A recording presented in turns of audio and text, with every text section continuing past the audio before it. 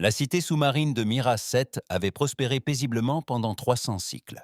Le peuple Talvin avait bâti sa civilisation dans les profondeurs océaniques de son monde, créant de magnifiques structures qui brillaient d'une lumière bioluminescente. Ils étaient artistes et marchands, philosophes et musiciens. La guerre était un sujet qu'ils connaissaient grâce aux récits historiques anciens. Ce n'était pas un état dans lequel ils vivaient. Cette paix prit fin lorsque le ciel devint rouge. Silas se hissa hors de l'eau vers le centre de commandement, ses tentacules la propulsant plus vite que jamais. Autour d'elle, la ville brûlait. Pas vraiment des brûlures, mais les armes venues d'en haut déchiraient en l'eau et détruisaient tout sur leur passage. Les explosions provoquaient des ondes de choc qui tuaient les poissons et brisaient les récifs coralliens qui avaient mis des générations à pousser. À l'intérieur du centre de commandement, c'était le chaos. Des dizaines de Talvin nageaient frénétiquement d'un poste à l'autre, leur peau clignotant de couleurs qui exprimaient une terreur absolue. Silas s'efforça de rester calme, conservant une peau d'un bleu imperturbable, tandis qu'elle prenait position à la console centrale. Rapport de situation, exigea-t-elle. Son second, Veili, se tourna vers elle, le visage marqué par la peur. La flotte de défense a disparu. Les 12 vaisseaux ont été détruits dès la première heure. Les plateformes orbitales restèrent en vol pendant encore 30 minutes. À présent, elles bombardent la surface. Silas sentit son cœur se serrer. Les Talvin n'avaient jamais été des guerriers. Leur petite flotte de défense était destinée à repousser les pirates et à gérer les urgences. Ils n'avaient aucune chance face à une véritable force militaire. « Qui sont-ils » demanda-t-elle. « Le Dominion Hrakan » répondit Félix. Leur commandant a envoyé un message. Il convoite notre monde pour ses ressources. Nous avons un jour pour nous rendre, sinon ils détruiront les villes une à une. Les Hrakan. Silas avait entendu parler d'eux. C'étaient des conquérants qui balayaient en haut les civilisations plus faibles, s'emparant de ce qu'ils désiraient et réduisant en esclavage quiconque résistait. La communauté galactique était au courant de leur existence, mais n'avait rien fait. Les Krakans étaient trop puissants et personne ne voulait les provoquer. Silas contemplait l'écran qui montrait sa magnifique cité. Des familles fuyaient vers les abris les plus profonds. Des enfants pleuraient. Les jeunes aidaient donc les personnes âgées. Son peuple n'avait rien fait pour mériter un tel sort. « Ouvrez tous les canaux de communication », ordonna Silas. « Toutes les fréquences disponibles. » Vaelus la fixa. « Pour dire quoi ? Nous n'avons rien à négocier. »« Nous ne négocions pas, » affirma Silas. « Nous appelons à l'aide. » Elle activa le système de diffusion et commença à parler. Ses paroles furent diffusées dans toutes les langues que les Talvin possédaient dans leur base de données, sur toutes les fréquences capables de transmettre un signal à travers l'espace. Ici le commandant Silas du peuple Talvin, sur la planète Miras 7. Nous sommes attaqués par le Dominion Hrakan. Nos défenses sont anéanties. Notre peuple périt. Nous sommes une civilisation pacifique, impuissante face à cette agression. Nous implorons toute espèce à portée de ce message. Aidez-nous, s'il vous plaît. Nous n'avons rien à offrir en échange, si ce n'est notre gratitude et notre amitié. S'il vous plaît, si quelqu'un peut entendre ce message, nous avons besoin d'aide immédiatement. Elle envoya le message en boucle et attendit. Les minutes passèrent, puis les heures. Vels afficha une carte indiquant les civilisations suffisamment proches pour recevoir le signal. 17 espèces différentes auraient dû entendre l'appel. 17 chances d'être secourues. La première réponse vint du collectif Verity. C'était une réponse automatique. Votre message a été reçu. Malheureusement, nous ne pouvons pas vous aider pour le moment. Nous vous souhaitons bonne chance. La deuxième réponse fut similaire, puis la troisième.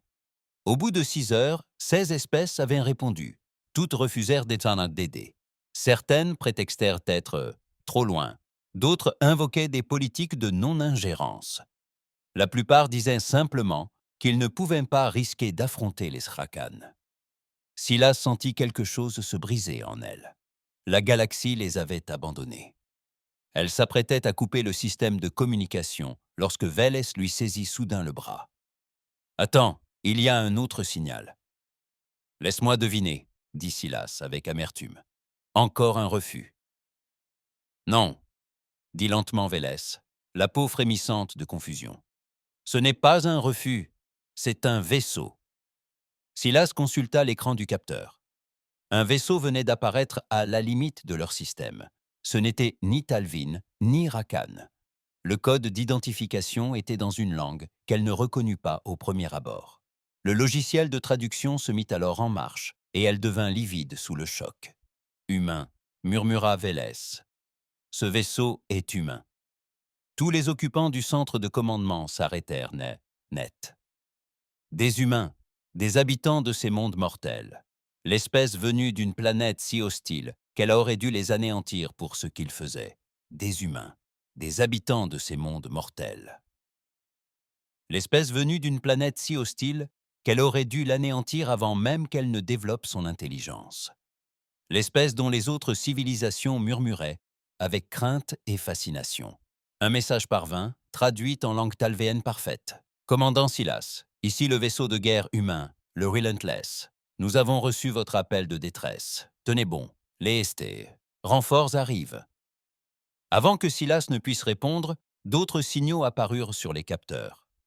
Un vaisseau devint 5, 5 devinrent 10, 10 devinrent 20. Le nombre ne cessait d'augmenter. Phyllis les compta d'une main tremblante. 37 vaisseaux.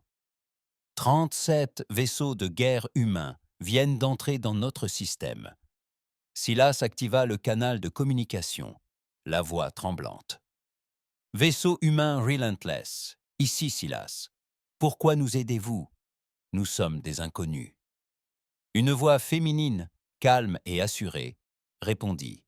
« Commandant Silas, ici le capitaine Rebecca Hayes du Relentless. Vous avez demandé de l'aide. C'est tout ce dont nous avons besoin. Tenez-vous bien.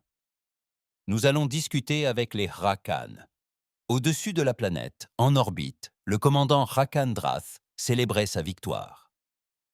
Sa flotte avait anéanti les pitoyables défenses Talvin sans perdre un seul vaisseau. Il ne lui restait plus qu'à attendre leur reddition, et ce monde appartiendrait aux Dominions. Son officier de surveillance émit soudain un étrange cliquetis. « Commandant, nous détectons plusieurs contacts à la limite du système. » Drath leva à peine les yeux de son repas de victoire. « Probablement des traîtres en fuite. Laissez-les partir. »« Non, monsieur, » insista l'officier. « Ce sont des vaisseaux de guerre, de gros vaisseaux. 37 vaisseaux en formation se dirigeant vers nous à grande vitesse. » Cette fois, Drath prêta attention. Quoi? Qui oserait s'en mêler? De quelle espèce? L'officier vérifia les codes d'identification et resta immobile. Lorsqu'il parla, sa voix n'était qu'un murmure. « Monsieur, il diffuse des codes d'identification humains. » Drath laissa tomber son repas. « Humains? Vous voulez dire les habitants du monde de la mort? »« Oui, monsieur. » Pour la première fois de sa longue carrière militaire, Drath ressentit une émotion qu'il n'avait pas éprouvée depuis des décennies. Une peur véritable. Toute la galaxie avait entendu parler des humains. Il venait d'un monde à la gravité si intense qu'elle aurait écrasé la plupart des espèces. Leur atmosphère était un poison pour de nombreuses civilisations. Leur planète avait tenté de les anéantir par des tempêtes, des tremblements de terre et des prédateurs. Et pourtant, ils avaient réussi à prospérer. À présent, 37 vaisseaux de guerre remplis de ces créatures fonçaient droit sur sa flotte. Drath se leva et se dirigea vers l'écran principal. Il les apercevait maintenant, au loin mais approchant rapidement. Chaque vaisseau était massif, conçu pour la guerre, ce qui rendait ses propres navires fragiles en comparaison. « Envoyez-leur un message », ordonna Drath, s'efforçant de paraître sûr de lui. « Dites-leur que nous sommes en territoire Rakan. Ils n'ont rien à faire ici. Ils doivent se retirer ou être anéantis. » L'officier de communication envoya le message et attendit. La réponse humaine arriva, quelques minutes plus tard. C'était la même voix féminine, mais elle avait désormais un ton de fer. Commandant Hatch Rakan, ici le capitaine Rebecca Hayes. Vous avez attaqué une civilisation pacifique qui a appelé à l'aide. Vous avez deux options. Retirez votre flotte immédiatement et laissez ces gens tranquilles, ou nous vous délogerons par la force. Vous avez 10 minutes pour vous décider. Drath laissa échapper un rire forcé, même à ses propres oreilles. Il bluffa. Nous avons 42 navires de guerre. Envoyez une réponse. Dites-leur que nous acceptons leur reddition. Mais même en donnant l'ordre, Drath ne pouvait se défaire du sentiment qu'il venait de commettre la pire erreur de sa vie. Sur Miracet, dans le centre de commandement sous-marin, Silas, le corps tendu par la tension, observait les écrans des capteurs. La flotte humaine se mettait en position. La flotte Rakan maintenait sa formation autour de la planète. « Que va-t-il se passer maintenant » demanda Vélès à voix basse. Silas repensa à tout ce qu'elle avait appris ces dernières heures. Elle avait consulté la base de données culturelles humaines pendant l'attente. Elle avait découvert les guerres que les humains avaient menées sur leur propre monde. Elle découvrit leur histoire de résistance face aux brutes et aux tyrans. Elle apprit leur étrange code d'honneur qui stipulait qu'il fallait protéger ceux qui ne pouvaient se défendre eux-mêmes. À présent, dit lentement Silas, les Rakan apprennent ce que signifie menacer l'innocence sous le regard de l'humanité. Les 10 minutes s'écoulèrent. La flotte humaine s'élança et la bataille de Miracet commença. L'espace ondula et se déchira lorsque la flotte émergea de son voyage supraluminique. Un à un, les gigantesques vaisseaux de guerre apparurent dans l'obscurité, leurs coques peintes des couleurs des environnements les plus hostiles de la Terre. Le vaisseau amiral arborait le nom Relentless, en lettres suffisamment hautes pour être visible depuis l'orbite. Derrière elle se trouvaient Mariana, Sahara, Everest, Amazon, Sibéria et 32 autres. À l'intérieur du poste de commandement du Relentless, Rebecca Hayes étudiait l'écran tactique d'un œil exercé. Elle avait servi dans l'armée pendant 15 ans, participé à 3 conflits et commandé ce vaisseau ces 2 dernières années. Rien dans cette expérience ne l'avait préparée à ce moment. Ils étaient sur le point de mener une guerre pour un peuple qu'ils n'avaient jamais rencontré, dans un système situé loin de tout territoire humain. « Quelle distance nous reste-t-il, Etterdange » demanda-t-elle à son navigateur. « 2 millions de kilomètres, et on se rapproche. Ils maintiennent des positions défensives autour de la planète. » Hayes acquiesça. « Armement, un rapport de situation. » Son officier d'armement, un jeune homme nommé Peter Wu, leva les yeux de sa console. Tous les accélérateurs cinétiques sont chargés et prêts.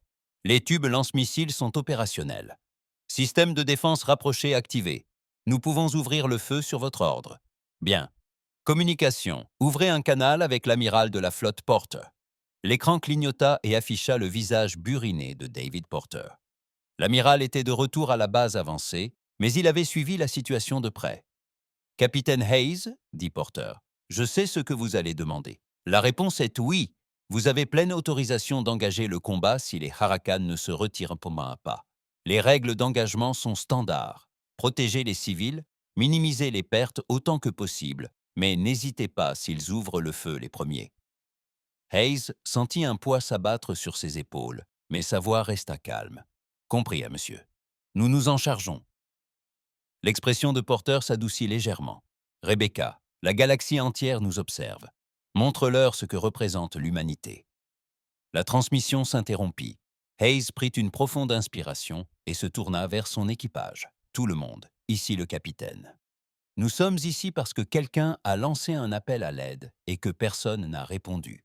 Ce que nous ferons dans les prochaines heures restera gravé dans les mémoires. Combattez intelligemment, combattez avec acharnement, et n'oubliez pas que nous protégeons des innocents. Finissez-vous. » À bord de 36 autres vaisseaux de la flotte, des discours similaires étaient ensuite prononcés. Les équipages humains se préparaient au combat avec l'efficacité acquise en grandissant sur un monde où tout était synonyme de menace.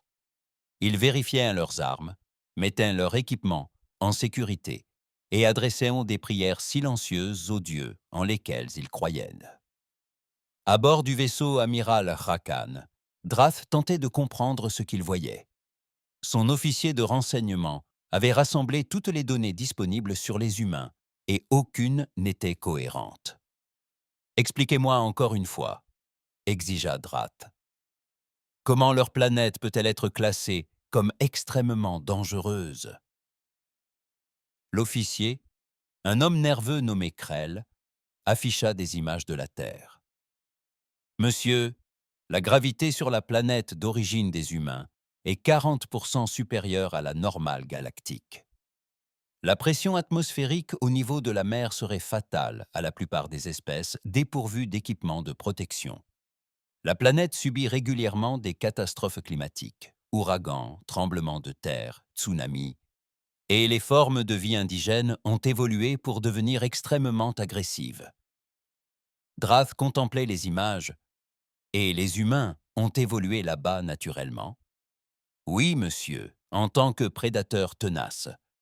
Sur Terre, nos ancêtres chassaient leurs proies en les poursuivant pendant des jours, jusqu'à ce qu'elles s'effondrent d'épuisement. Ils ont évolué pour survivre là où d'autres espèces auraient en péri. Et leur technologie, leurs armes. » Et Krell hésita. « C'est là tout l'étrangeté, monsieur. À l'échelle galactique, leur technologie est plutôt modeste. Ils sont dans l'espace depuis à peine un siècle.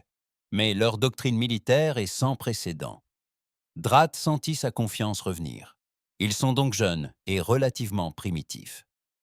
Nous avons peut-être l'avantage de l'expérience, monsieur, mais il y a autre chose.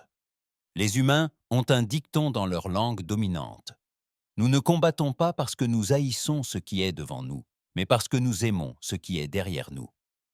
Ils ne combattent pas pour conquérir. Ils combattent pour se protéger. » Avant que Drath ne puisse répondre, le système de communication s'activa. La voix du capitaine humain résonna de nouveau sur la passerelle, calme et professionnelle. « Rakan, commandant, vos 10 minutes sont écoulées. Quelle est votre décision ?» Drath se redressa, déterminé à faire preuve de fermeté. « Capitaine humain, vous commettez une grave erreur. Nous disposons de 42 vaisseaux de guerre contre 37 pour vous. Notre technologie d'armement est supérieure. Nos équipages sont expérimentés. C'est votre dernière chance de vous retirer. » Un long silence suivit. Lorsque Hayes reprit la parole, sa voix était empreinte d'une pointe de tristesse. « Alors vous choisissez la violence. Qu'il en soit ainsi, tous les vaisseaux, désarmés. Visez d'abord leur vaisseau amiral. Montrons-leur pourquoi ils auraient dû partir quand ils en avaient l'occasion. » La flotte humaine accéléra. Drath les regarda, incrédule, chargé droit sur sa formation. C'était du suicide. Aucun commandant sain d'esprit n'attaque une position fortifiée de front. Les humains firent alors feu, et Drath apprit sa première leçon sur les habitants des mondes de la mort. Les accélérateurs cinétiques projetaient des projectiles de métal massif à des vitesses incroyables. Il ne s'agissait pas d'armes à énergie susceptibles d'être dissipées par des boucliers. C'étaient des objets physiques, chacun pesant plusieurs tonnes, se déplaçant à une fraction significative de la vitesse de la lumière. 3 destroyers Arakan furent touchés de plein fouet. Leurs boucliers ralentirent les projectiles, mais ne purent les arrêter. Le métal transperça la coque comme du papier. Des explosions retentirent dans l'obscurité de l'espace. 2 vaisseaux s'éteignirent complètement, leur système d'alimentation détruit. Le 3e se mit à tournoyer, évacuant son atmosphère et des débris. « Renvoyez le feu !» hurla Drath. « À tous les vaisseaux, ouvrez le feu !» La flotte Rakan riposta avec des armes à plasma et des faisceaux de particules, des armes énergétiques qui avaient permis aux Dominions de remporter une 12aine de guerres.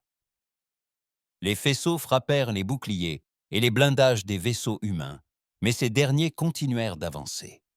Ils encaissaient des coups qui auraient dû les paralyser et maintenaient leur formation.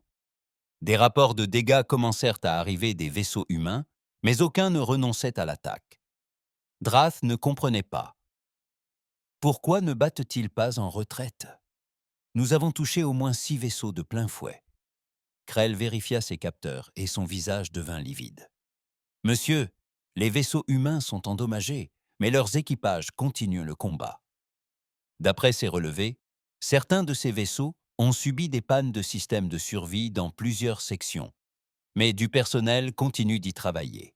C'est impossible. Personne ne peut travailler dans le vide spatial sans combinaison. Ils en portent, monsieur.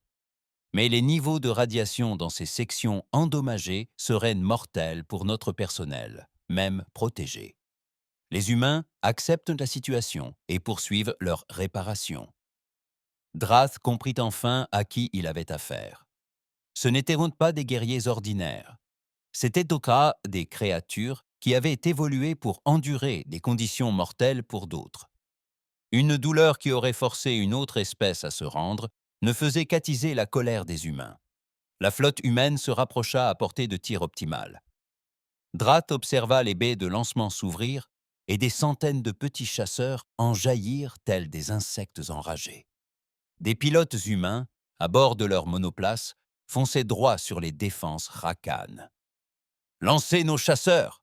ordonna Drath. « Montrez-leur ce dont de vrais pilotes sont capables. » Les chasseurs Rakan rejoignirent les humains dans l'espace séparant les deux flottes. Au début, la bataille se déroula comme prévu. Les deux camps perdirent des chasseurs. Les deux camps firent preuve de compétence. Puis, les pilotes Rakan remarquèrent quelques Shanromak et quelque chose d'inquiétant. Lorsqu'un chasseur Rakan était endommagé, le pilote regagnait le porte-avions pour le faire réparer. C'était la doctrine AO habituelle. Un chasseur endommagé était un handicap. Mais lorsqu'un chasseur humain était endommagé, le pilote continuait le combat. Un vaisseau humain, ayant perdu son armement principal, se mit à percuter des chasseurs Rakan, utilisant sa coque comme projectile. Le cockpit d'un autre vaisseau humain fut percé et exposé au vide spatial. Le pilote continua de voler grâce à son équipement de survie et malgré la douleur. Les pilotes de chasse Rakan commencèrent à paniquer. Leur entraînement ne les avait jamais préparés à affronter des ennemis qui refusaient d'admettre leur défaite. Drath vit ses escadrons de chasseurs se désintégrer. « Rappelez-les, ramenez nos pilotes au vaisseau !» Mais les chasseurs humains poursuivirent leur route aux leur proie. Ils traquèrent tous les vaisseaux Rakan, endommagés jusqu'aux porte-vaisseaux. Leur chasse était d'une intensité presque surnaturelle. Des prédateurs persistants venus d'un monde mortel, perpétuant le même rituel ancestral qu'ils ont suivi pendant des millions d'années, épuisaient leur proie. À bord du Relentless, Hayes observait le déroulement de la bataille avec satisfaction. Tous les vaisseaux se préparent pour la phase 2. Les équipes d'abordage vont prendre d'assaut les capsules. Nous prenons leur vaisseau amiral. Son second, un homme nommé Luis Rivera, semblait inquiet. « Capitaine, les abordages sont extrêmement risqués. » Hayes sourit sans humour. « Luis, ces Rakan se sont pris pour des super prédateurs. Il est temps de leur montrer à quoi ressemblent les vrais prédateurs.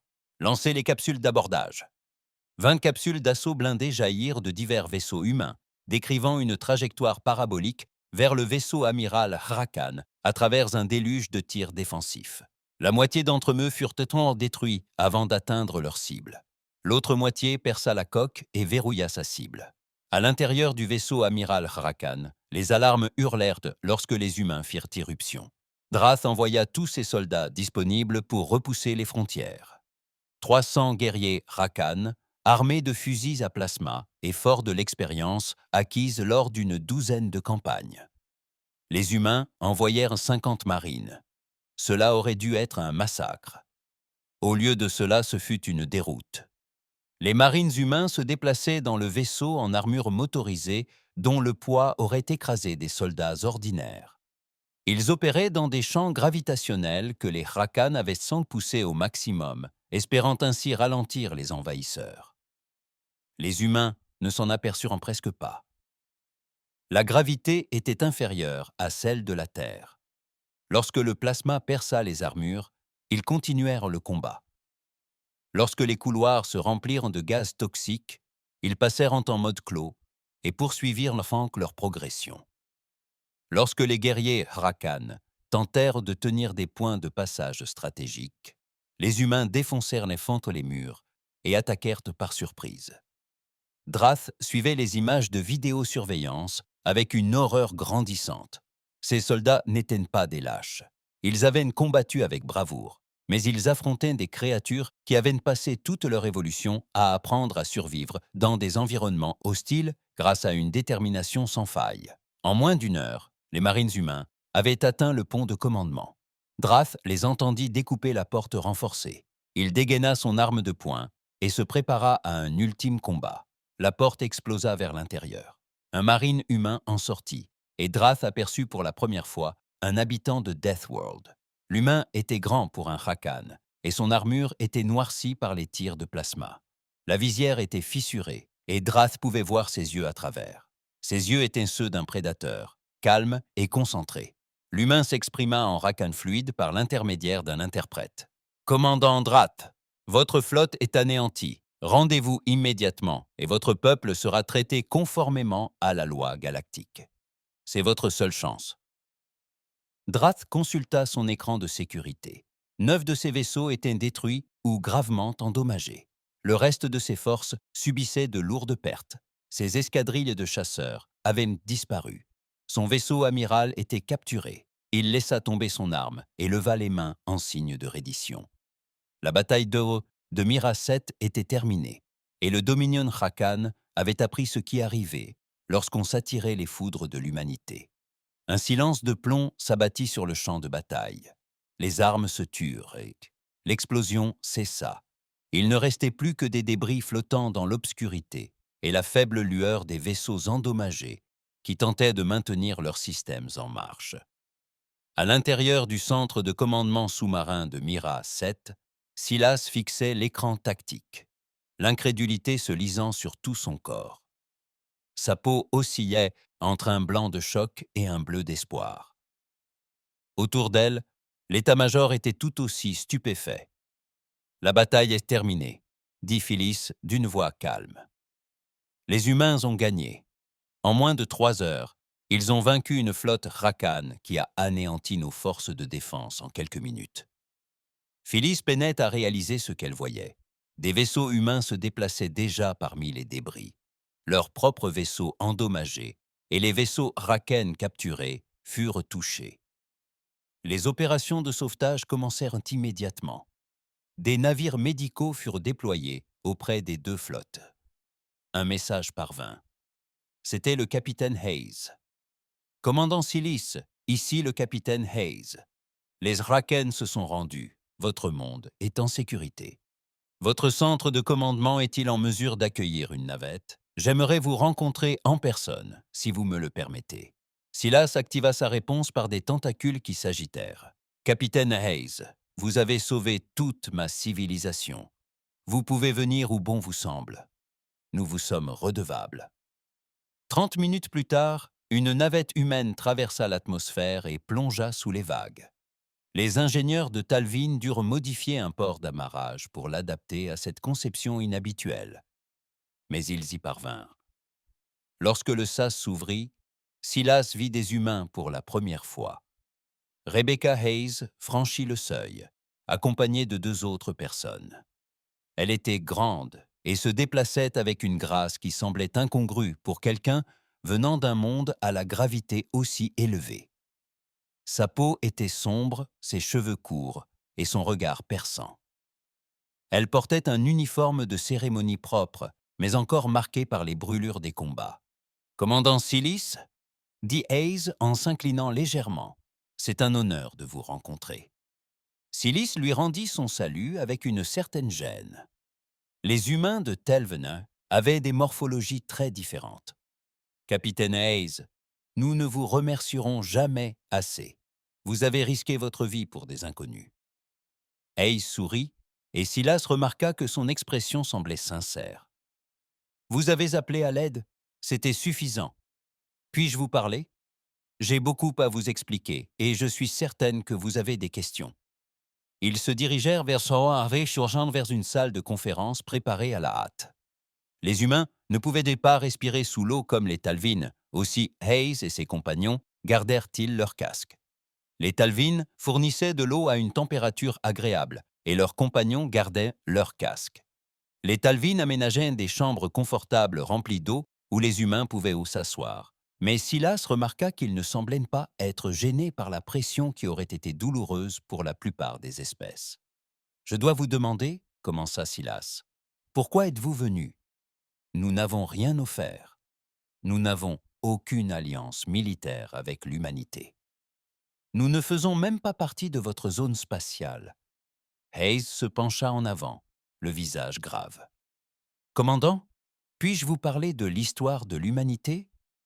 Cela permettra de mieux comprendre. » Silas lui fit signe de continuer. « Notre planète, la Terre, a tenté de nous anéantir pendant des millions d'années, dit Hayes. Prédateurs, maladies, catastrophes naturelles, températures extrêmes. Nous avons survécu en tirant 2 leçons essentielles. Premièrement, nous avons appris à être forts. Nous nous sommes adaptés à la douleur et aux épreuves.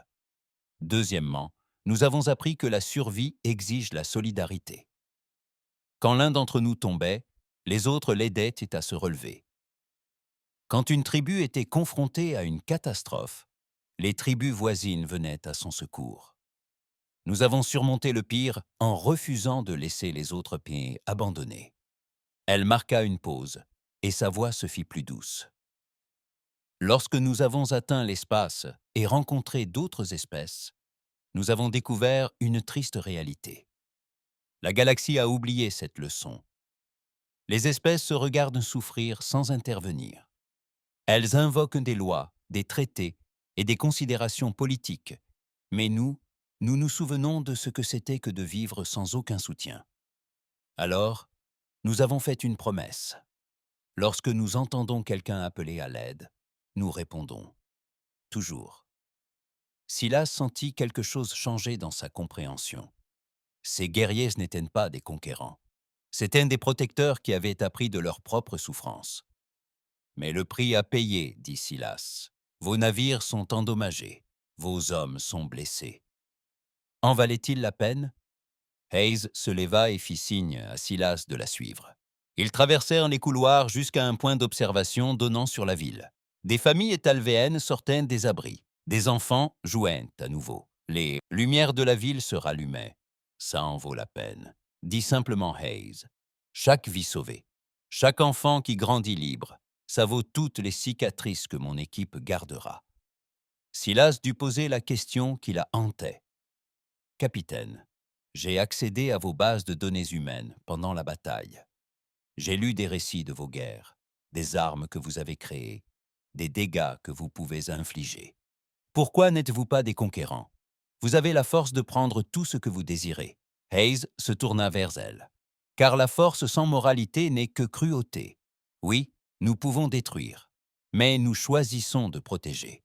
C'est ce choix qui nous civilise, et non nos armes ou notre technologie. » Elle activa une tablette et montra des images à Silas. « Voici nos blessés, je veux que tu les vois, non pas pour me vanter, mais pour que tu comprennes ce que ton appel à l'aide a représenté pour nous. » Les images montraient des installations médicales. Silas vit des grands brûlés, des personnes aux os brisés, des soldats atteints de maladies liées aux radiations.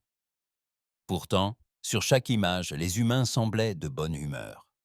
Certains riaient, d'autres demandaient déjà quand ils pourraient reprendre le service. Une image montrait un jeune pilote, à peine sorti de l'adolescence, qui avait perdu un bras lors d'un combat aérien. Silas laissa échapper un cri de détresse. « Voici Patricia Ford, » dit Hayes, 22 ans. Son avion a été touché de plein fouet. Elle aurait pu s'éjecter et être en sécurité, mais elle est restée au combat suffisamment longtemps pour couvrir 3 autres pilotes blessés pendant leur retraite. Elle recevra notre plus haute distinction pour bravoure.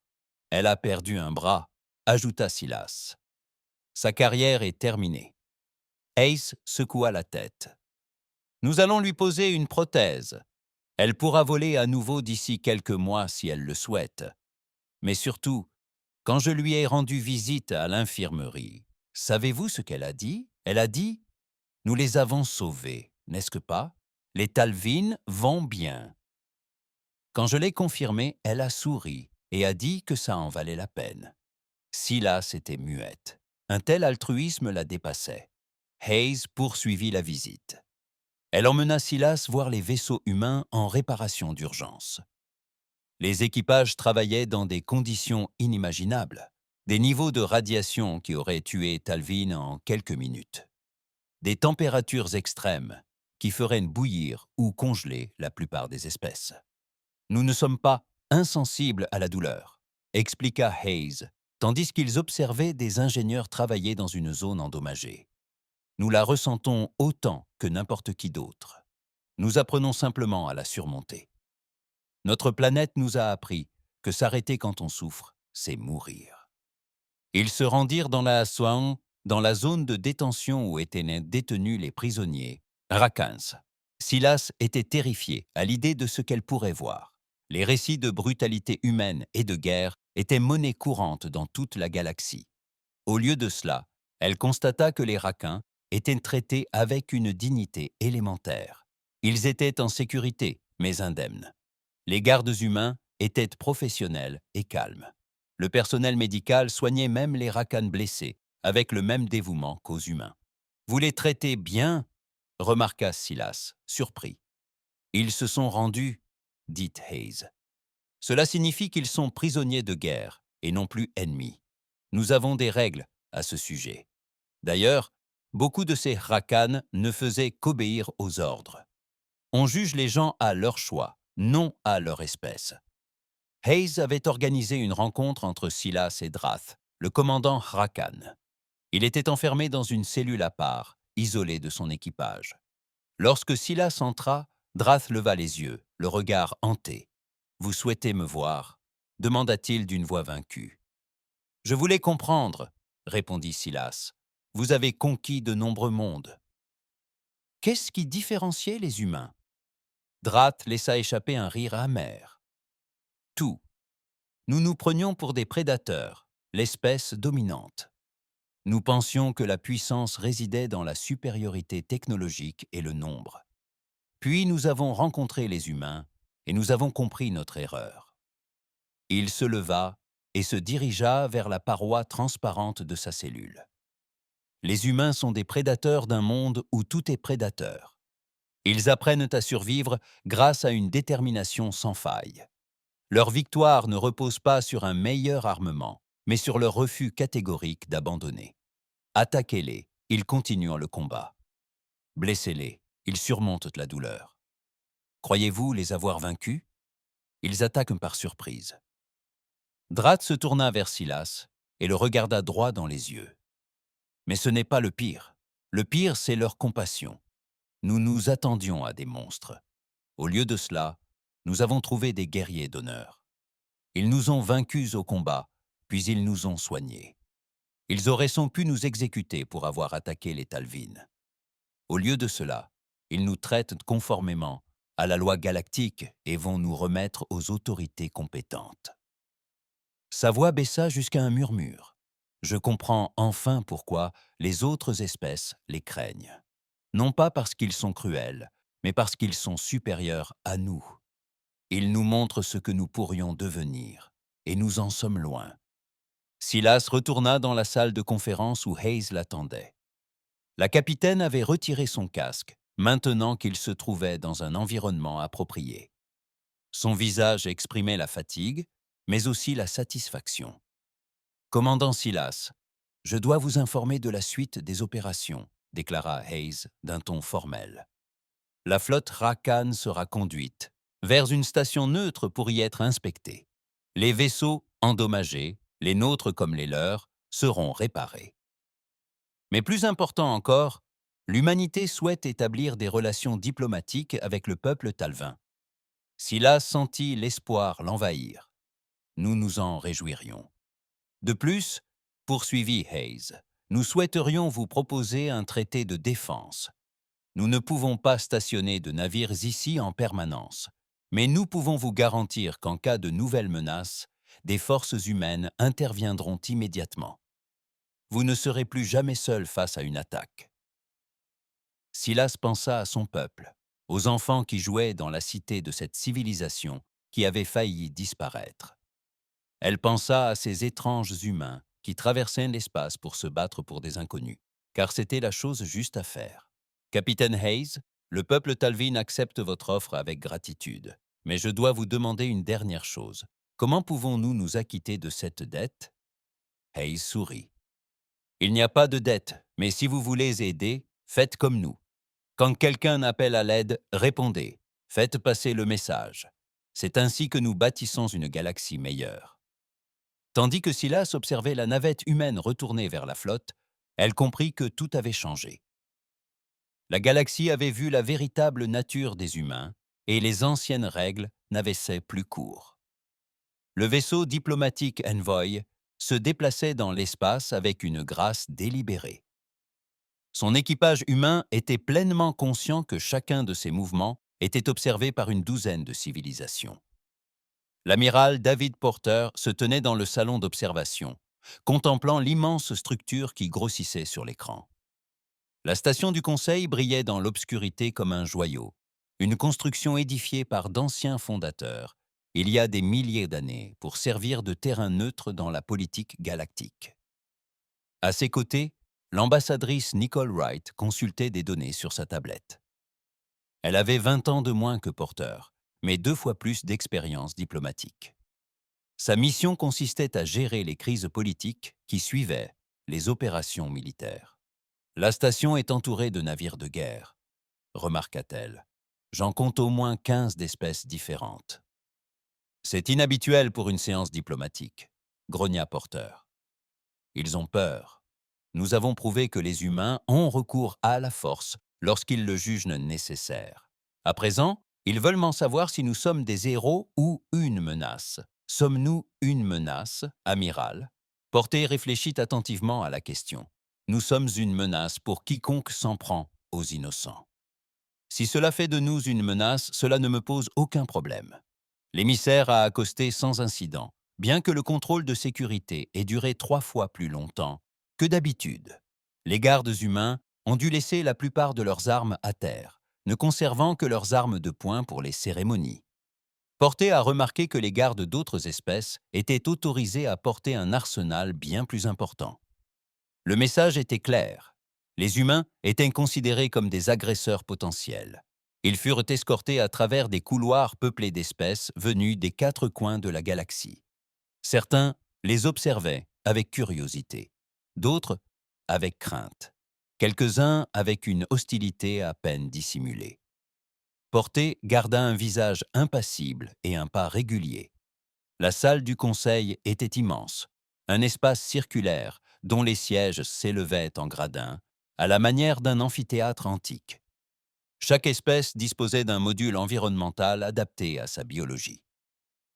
Les espèces respirant du méthane étaient installées dans des réservoirs étanches. Les espèces aquatiques flottaient en suspension. Les humains prirent place dans un compartiment atmosphérique standard, remarquant qu'ils étaient situés loin du centre du pouvoir.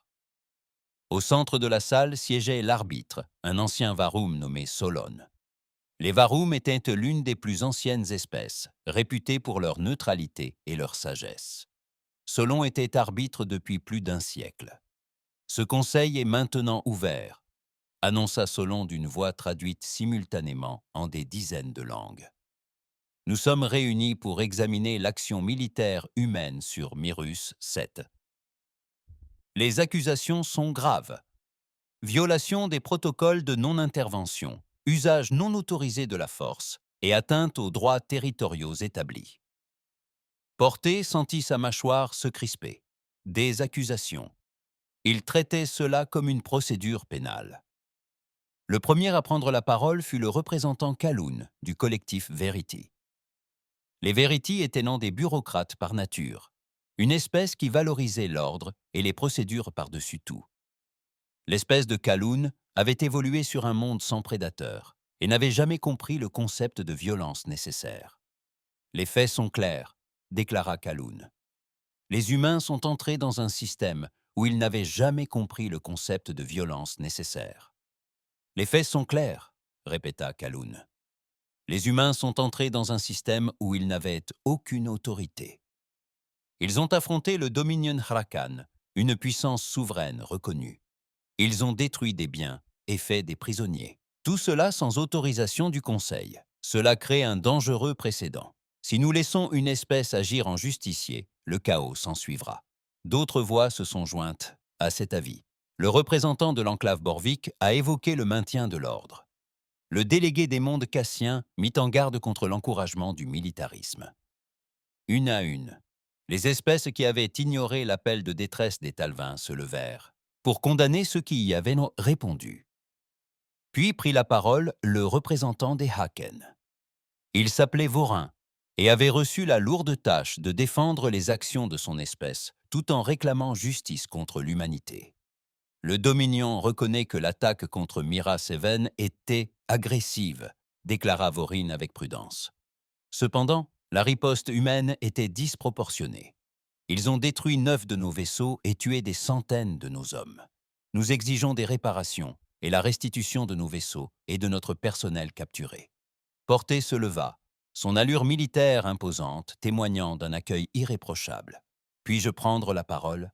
L'arbitre Solane acquiesça. L'Assemblée reconnaît l'amiral David Porter de la Fédération humaine. Sa voix résonna clairement dans la salle. Le représentant Kaloun nous accuse de violer le protocole de non-intervention. L'ambassadeur Voren exige justice pour les pertes subies par son peuple. Je répondrai directement à ces deux préoccupations.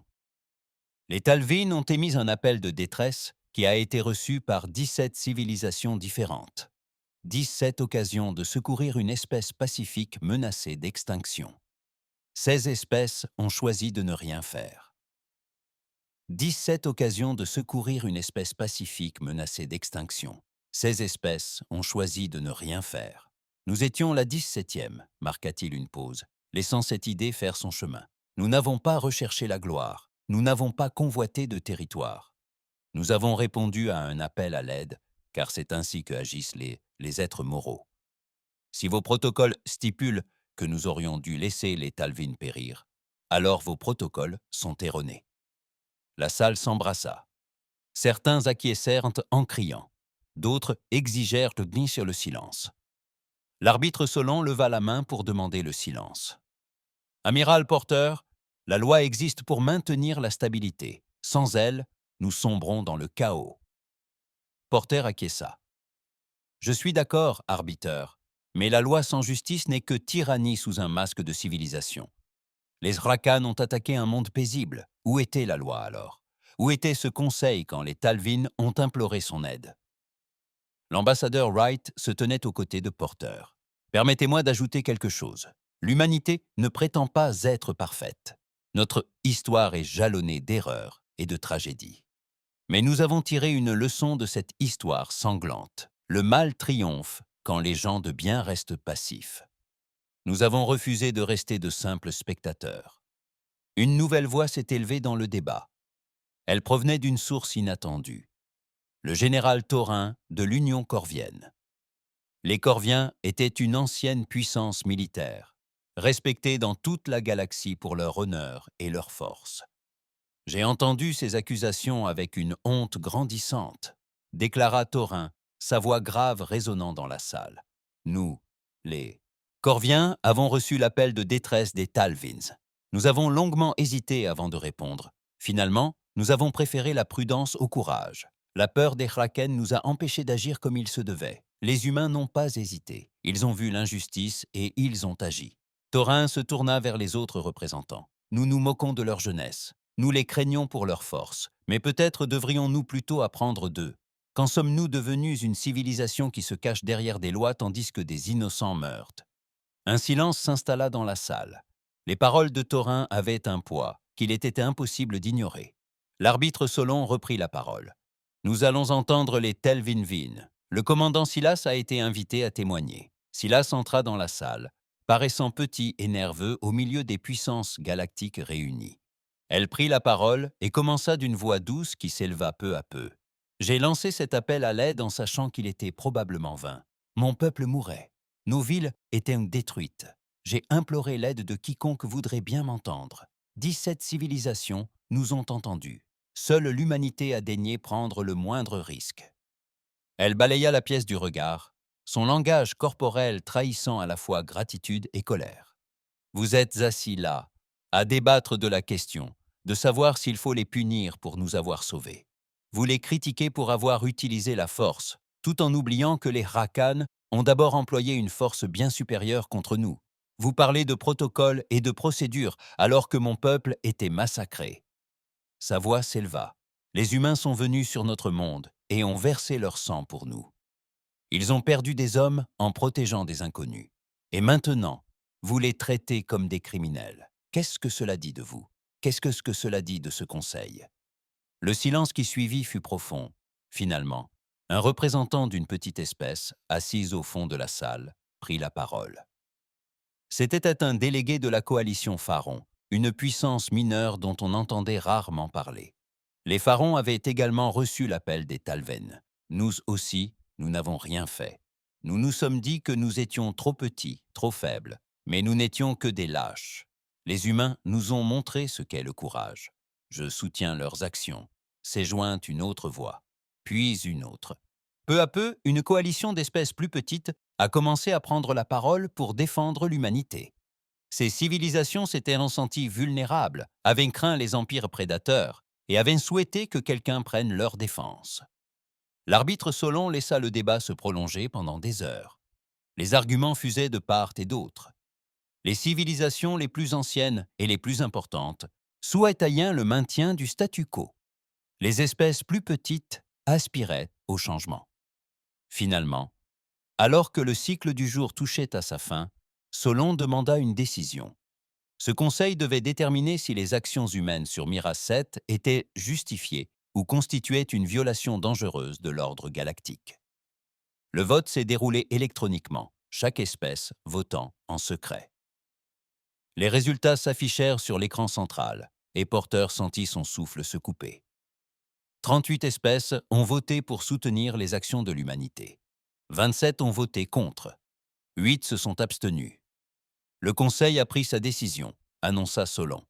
L'intervention humaine sur Mira 7 est jugée justifiée compte tenu des circonstances. Aucune sanction ne sera imposée.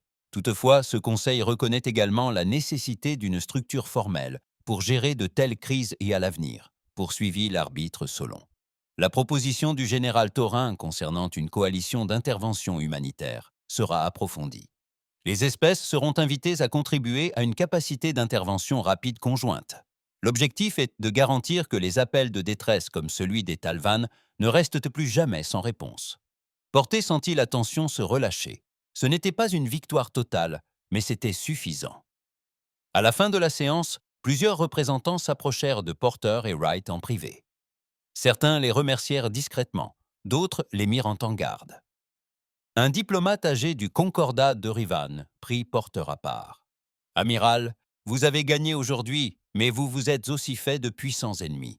Certaines espèces présentes dans cette salle profitent de la peur et du chaos. Vous menacez leurs intérêts. » « Faites attention, » dit Porter d'un air grave. « Merci pour l'avertissement. Mais l'humanité n'a pas progressé autant en reculant face à la menace. » Le diplomate sourit tristement. « Je sais, c'est ce qui m'inquiète. Le courage est admirable, mais il peut aussi être fatal. » Tandis que Porter et Wright regagnaient leur vaisseau, l'ambassadeur semblait pensif. « Nous avons accompli quelque chose d'important aujourd'hui. Les plus petites espèces ont trouvé leur voie. » L'idée d'une réponse collective aux crises humanitaires a gagné en légitimité. Mais l'amiral du Concordat avait raison. Nous nous sommes fait des ennemis. Porter contempla les étoiles par-delà le hublot. Nous nous occuperons des ennemis lorsqu'ils viendront. Pour l'instant, nous avons prouvé que faire ce qui est juste implique parfois de défier l'ordre établi. Je peux vivre avec cet héritage. L'envoyé quitta la station du Conseil, laissant derrière lui une galaxie qui ne regarderait plus jamais l'humanité de la même façon. Les habitants des mondes de la mort avaient non démontré qu'ils possédaient non seulement de la force, mais aussi des principes. Cette combinaison allait remodeler la politique galactique, d'une manière que nul ne pouvait encore prédire. 6 mois s'étaient écoulés depuis la bataille de Mira 7, et la galaxie avait changé, de manière à la fois évidente et subtile. La coalition humanitaire issue des débats du Conseil était désormais une réalité, bien que sa formation ait été difficile et conflictuelle. Rebecca Hayes se tenait dans la salle de briefing de son nouveau vaisseau amiral, toujours nommé Relentless, mais désormais modifié pour servir de vaisseau de commandement de la coalition. Elle avait été promue Commodore et nommée commandant de la force opérationnelle Guardian, la première flotte conjointe d'intervention rapide. Autour de la table étaient assis des officiers de 6 espèces différentes, chacun apportant son expertise et ses perspectives. Rapport de situation, demanda Hayes en observant son état-major hétéroclite. Le lieutenant-commandant Terral, officier tactique corvien, prit la parole en premier. Son espèce avait figuré parmi les plus fervents soutiens de l'humanité au Conseil. Nous disposons de 15 vaisseaux humains, 8 croiseurs corviens, 4 vaisseaux de soutien talvin et 3 frégates de la coalition de Pharaon et 3 de la République naine. Un effectif total de 33 vaisseaux prêts à être déployés. Hayes acquiesça. La flotte était plus réduite que celle déployée par l'humanité sur Mira 7, mais la diversité des espèces présentes envoyait un message fort. Il ne s'agissait pas d'impérialisme humain, mais d'une véritable coopération. Les protocoles de communication sont standardisés, ajouta l'enseigne Rila, spécialiste Talvin qui s'était porté volontaire pour la mission. Tous les vaisseaux peuvent désormais communiquer en temps réel, indépendamment de leur système natif. Nous avons également des traducteurs intégrés à chaque équipe de passerelle. Le dernier arrivé dans l'équipe, un ingénieur pharin nommé Pell, leva la main. Les pharins étaient minuscules pour un humain, arrivant à peine à la taille de Hayes. Les chaînes d'approvisionnement se mettent en place. Nous disposons de 3 dépôts de ravitaillement stratégiquement positionnés. Les réserves alimentaires répondent à tous les besoins alimentaires. Les réserves de munitions et de carburant sont remplies à 80%. Hayes esquissa un sourire. Il y a 3 mois, rien de tout cela n'aurait semblé possible. Les défis techniques liés à la coopération entre plusieurs espèces étaient immenses. Exigences environnementales différentes, systèmes de communication différents, doctrines tactiques différentes. Mais l'humanité avait l'expérience des coalitions. L'histoire de la Terre regorgeait d'exemples d'anciens ennemis devenus alliés. Le groupe de travail avait appris à fonctionner grâce à la patience et au respect mutuel. « Excellent travail, tout le monde », dit Hayes. « Espérons maintenant que nous n'aurons pas à nous en servir. » Comme si l'univers avait entendu, le système d'alerte s'activa. Un appel de détresse retentit sur le canal d'urgence de la coalition. Tous les officiers présents se tendirent. Hayes activa l'affichage holographique. Un message commença à être diffusé, montrant un officier d'Orvan paniqué. « Ici la colonie minière Torrens 4. Nous sommes attaqués par des pillards. Plusieurs vaisseaux. Ils ciblent nos plateformes orbitales et menacent de bombarder la surface si nous ne leur livrons pas nos ressources. Nous avons des familles ici, des enfants. S'il vous plaît, quelqu'un. Nous avons besoin d'aide immédiatement. » Hayes n'a pas hésité. Tout l'équipage au poste de combat. Navigation. Cap sur Torrens 4. Communication. Alerte tous les navires de la force opérationnelle. Départ dans 15 minutes. La réponse fut immédiate. Dans toute la flotte, les équipages se sont affairés à se préparer. Il s'agissait de leur premier véritable test en tant que force de coalition. Tout ce pourquoi ils s'étaient entraînés allait être mis à l'épreuve ou révélé insuffisant dans les heures qui allaient s'en suivre. Le voyage vers Torrens 4 dura 40 minutes à vitesse supraluminique maximale. Dès que le groupe d'intervention sortit de son seau, les capteurs commencèrent immédiatement à analyser la situation. « Je compte 12 vaisseaux pirates », rapporta Torrel, surtout des croiseurs légers et des frégates. Configuration pirate classique. Ils ont encerclé la colonie. Hayes étudia la configuration tactique. Les pirates étaient désorganisés et volaient monter en formation lâche. Ce n'étaient pas des militaires professionnels comme les Rakan. C'étaient des opportunistes en quête de proie facile. Ouvrez un canal avec la flotte de pillards, toute fréquence. Une fois la connexion établie, Hayes prit la parole d'une voix calme et autoritaire. Vaisseau Pilar. Ici le commodore Rebecca Hayes, commandant de la force opérationnelle de la coalition Guardian. Vous vous livrez à des actes de piraterie contre une colonie protégée. Vous n'avez qu'une seule chance. Désactivez vos armes, abaissez vos boucliers et préparez-vous à l'abordage. Si vous résistez, nous immobiliserons vos vaisseaux par la force. Un long silence suivit. Puis, une réponse parvint, d'une voix arrogante et amusée. Coalition, c'est ainsi que vous vous appelez maintenant? Nous apercevons 33 vaisseaux. Nous en contrôlons 12. Mais nous avons aussi des otages. Tentez quoi que ce soit et nous larguerons des bombes sur la colonie. Vous devriez peut-être reconsidérer qui détient le pouvoir ici. Hayes jeta un coup d'œil à Toril, qui effectuait déjà des calculs. Le Corvien secoua légèrement la tête. Les pillards étaient en position de mettre leurs menaces à exécution. « Commodore, dit Pell d'une voix calme, puis-je vous suggérer une solution ?» Hayes fit signe au petit ingénieur de poursuivre. « Les pharaons sont experts en furtivité. Nos frégates sont petites et difficiles à détecter. Si nous pouvions nous positionner entre les pillards et la colonie, nous pourrions intercepter toutes leurs armes. » Hayes réfléchit. « Combien de temps vous faudrait-il pour vous mettre en position ? 6 minutes si nous commençons maintenant. Faites-le.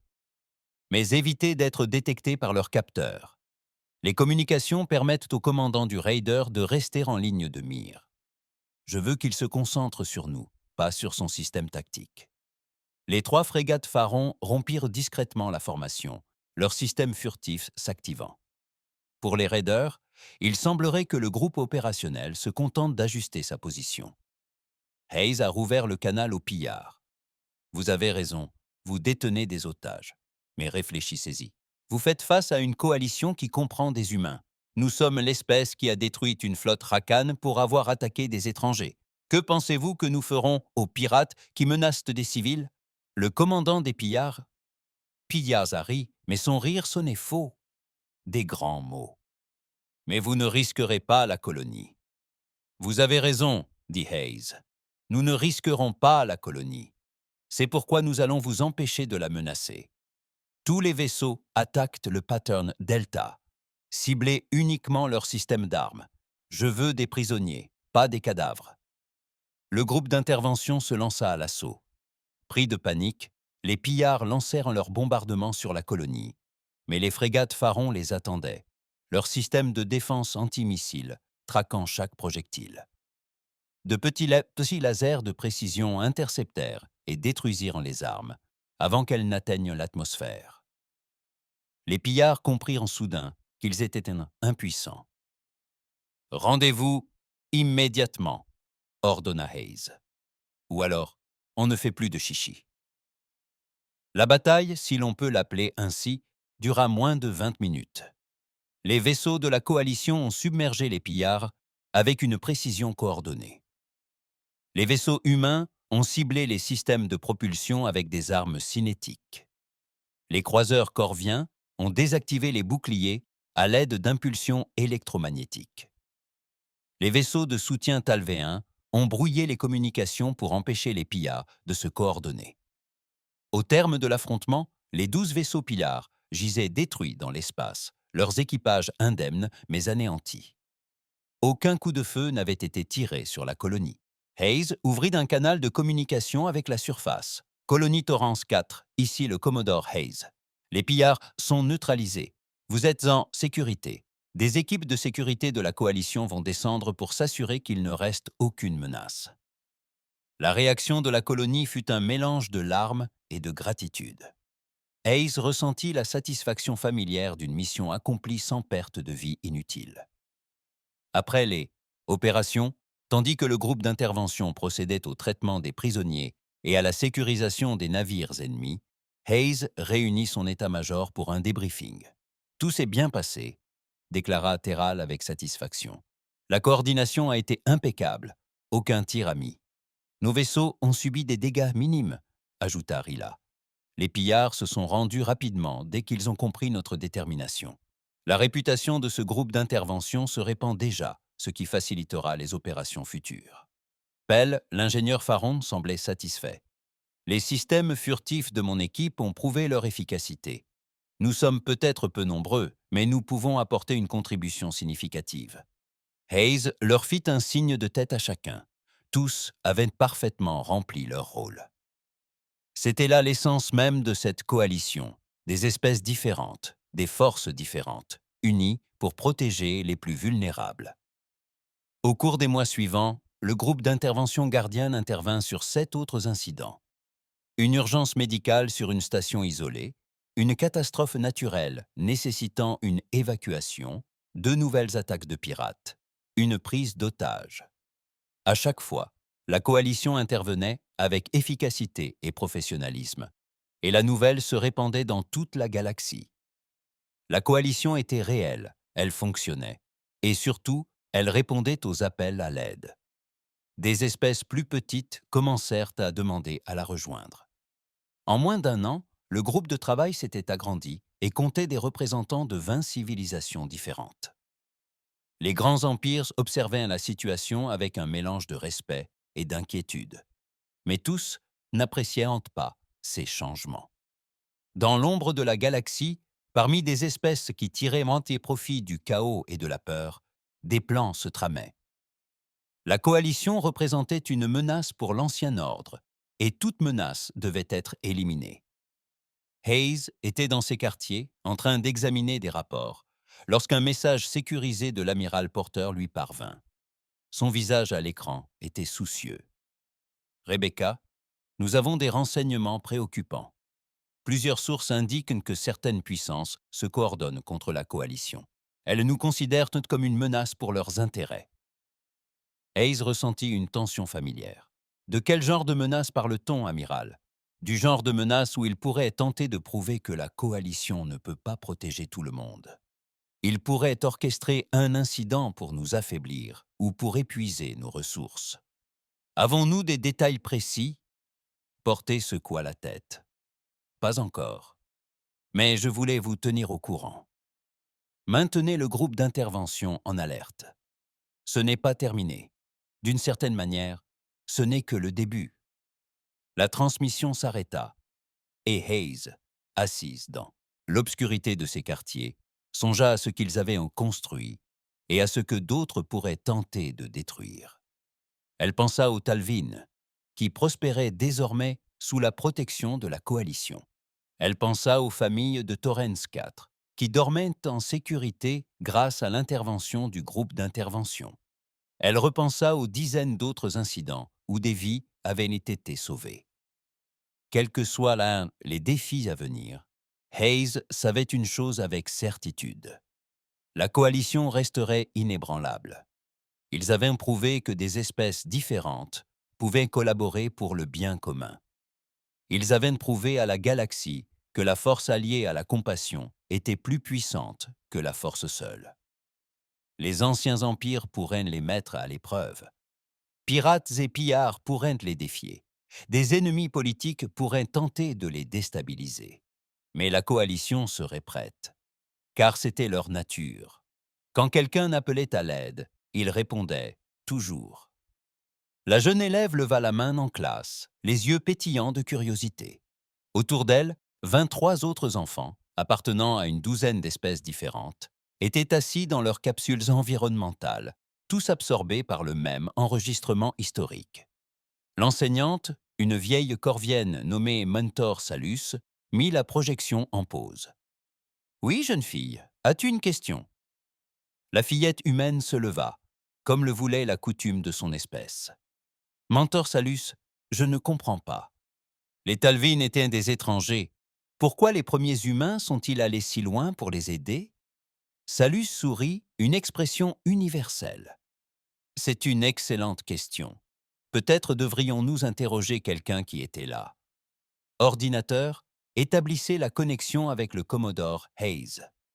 L'écran vacilla, et soudain, ils virent Rebecca Hayes, plus âgée mais toujours aussi perçante, assise dans son bureau à bord du Relentless. Elle attendait l'appel. « Bonjour, les élèves, » dit-elle chaleureusement. « Je crois savoir que vous étudiez la bataille du palais de Mira 7. » Les enfants répondirent en chœur par des salutations dans différentes langues, que les systèmes de traduction rendirent intelligibles. « Commodore Hayes, » demanda la jeune humaine, « pourquoi votre flotte est-elle allée aider les Talvin alors que personne d'autre ne l'a fait ?» Hayes se renversa dans son fauteuil, cherchant comment expliquer une chose qui lui paraissait évidente, mais qui, de toute évidence, laissait perplexe la jeune génération. « Permettez-moi de vous parler de ma grand-mère », commença Hayes. Elle a vécu une époque où les humains se livraient encore à des guerres terribles, des guerres effroyables, des millions de morts. Elle a survécu aux guerres de l'eau lorsque des régions entières se sont disputées les ressources essentielles. Elle m'a raconté ce que c'était que de recevoir de l'aide.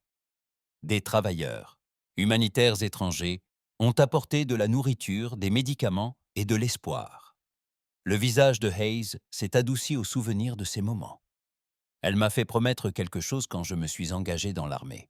Elle m'a dit « Rebecca, si jamais tu entends quelqu'un appeler à l'aide comme nous l'avons fait, réponds-lui. Sois cette aide dont quelqu'un d'autre a besoin, car tu te souviens de ce que nous avons ressenti quand quelqu'un nous a apporté l'aide dont nous avions besoin. C'est pour ça que nous sommes allés à Mira 7. Parce que quelqu'un a appelé et nous nous sommes souvenus de ce que c'était que d'avoir désespérément besoin d'aide. » Les étudiants restèrent silencieux, absorbés par ces paroles.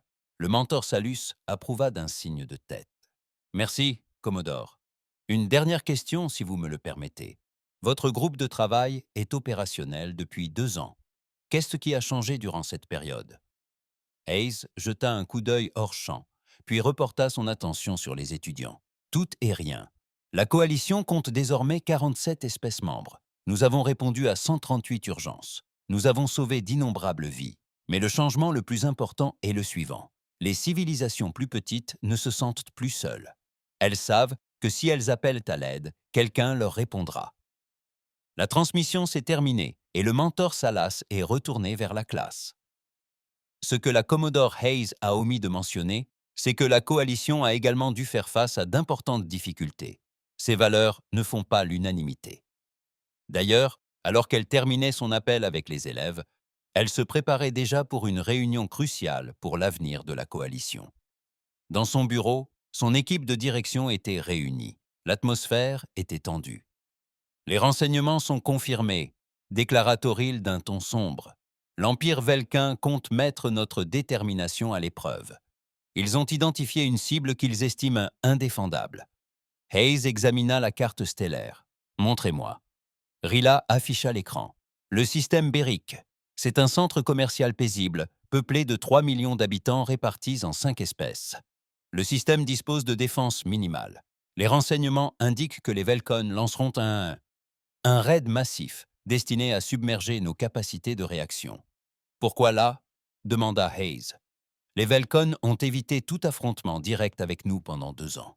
Parce que cet endroit est idéal pour leurs objectifs, » expliqua Pell. « Le système se trouve à la limite extrême de notre zone d'opération.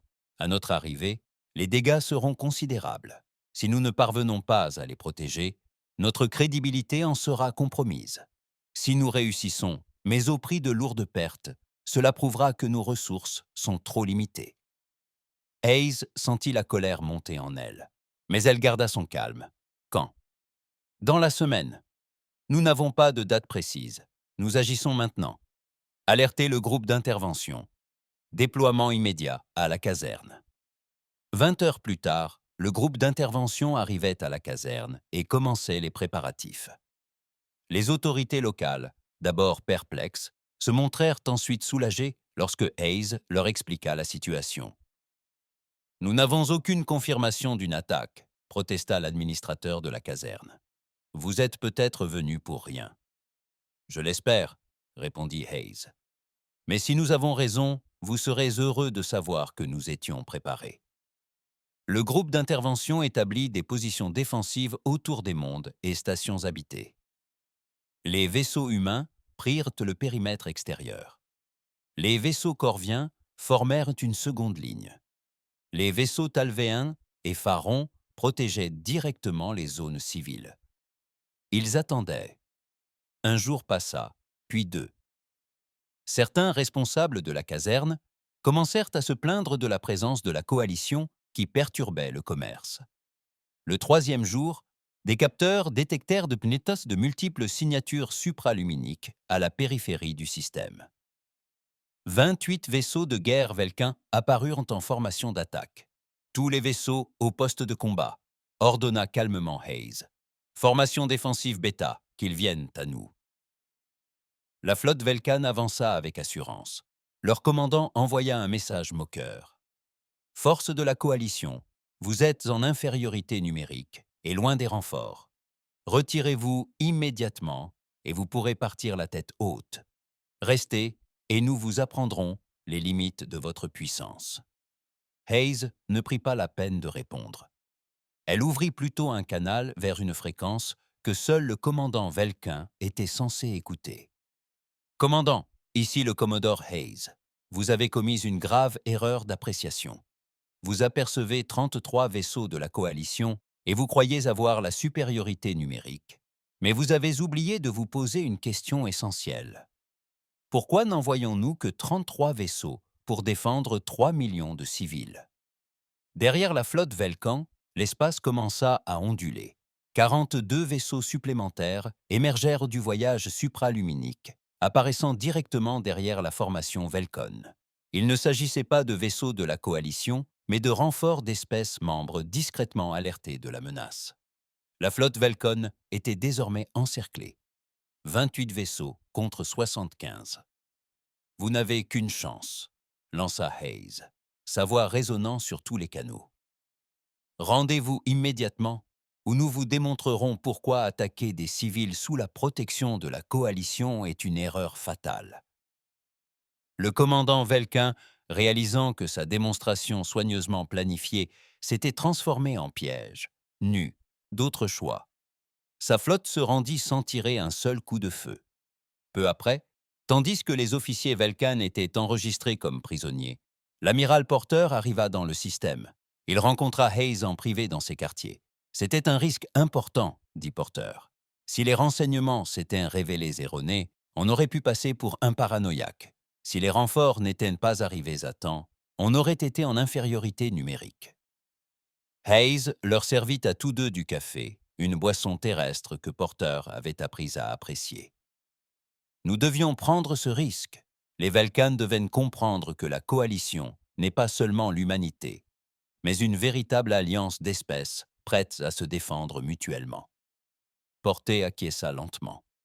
Le Conseil galactique demande une session d'urgence. L'action des Velkins a choqué de nombreuses espèces. Certaines réclament des sanctions. D'autres demandent à rejoindre la coalition. À votre avis, amiral, que va-t-il se passer? Porter observa la flotte de la coalition par le hublot. Tant de vaisseaux différents opérant en parfaite harmonie. Je crois que nous avons atteint un point de non-retour. L'ancien ordre, où la force primait sur le droit et où les faibles subissaient leur sort, est en train de disparaître. Ce que nous avons bâti ici, c'est l'avenir. Ce ne sera pas facile et d'autres défis se présenteront. Mais nous avons prouvé une chose importante. La coopération est plus forte que la domination. 3 mois plus tard, le Conseil galactique a adopté la charte de la coalition.